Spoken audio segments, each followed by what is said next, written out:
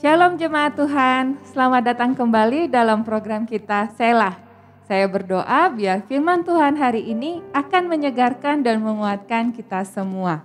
Sebelum kita mulai dengan pujian penyembahan, mari kita berdoa terlebih dahulu. Bapa di surga, kami mengucap syukur untuk hari ini. Terima kasih untuk segala penyertaan-Mu Tuhan untuk setiap kami. Saat ini Tuhan kami rindu untuk disegarkan kembali, untuk dikuatkan kembali Tuhan oleh firman-Mu. Berkati Tuhan waktu-waktu ke depan biar semua yang kami lakukan dan kami dengar itu boleh membuat kami untuk semakin mengenal Engkau dan memuliakan nama-Mu. Terima kasih, kami mengucap syukur di dalam nama Tuhan Yesus kami berdoa. Amin.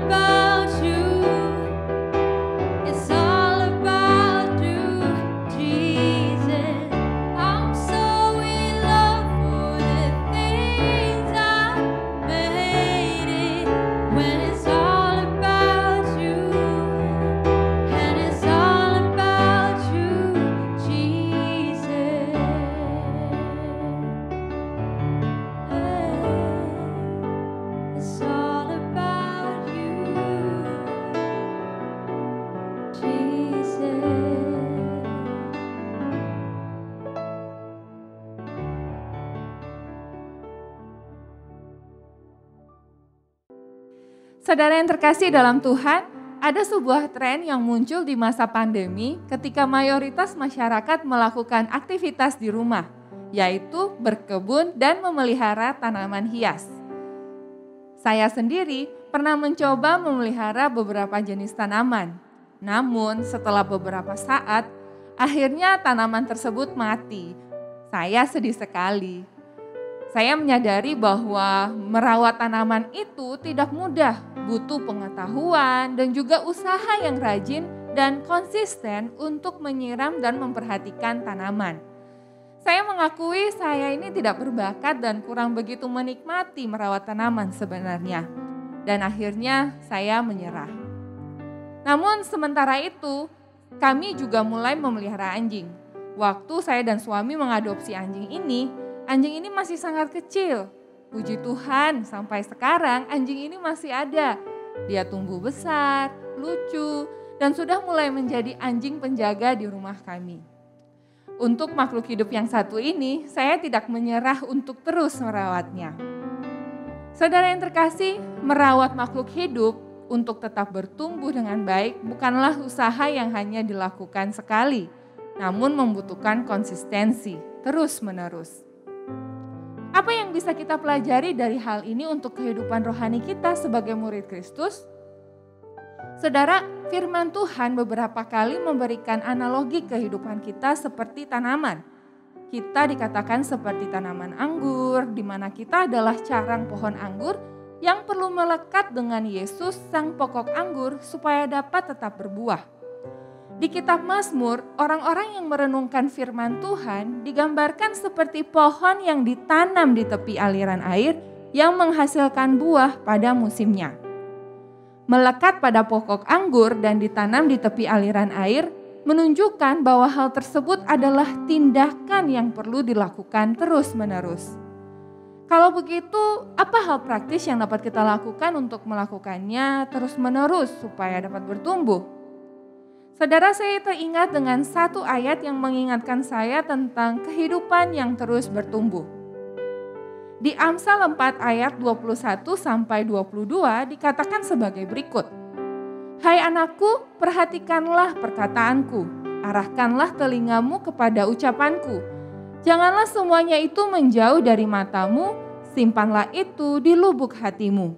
Karena itulah yang menjadi kehidupan bagi mereka yang mendapatkannya dan kesembuhan bagi seluruh tubuh mereka.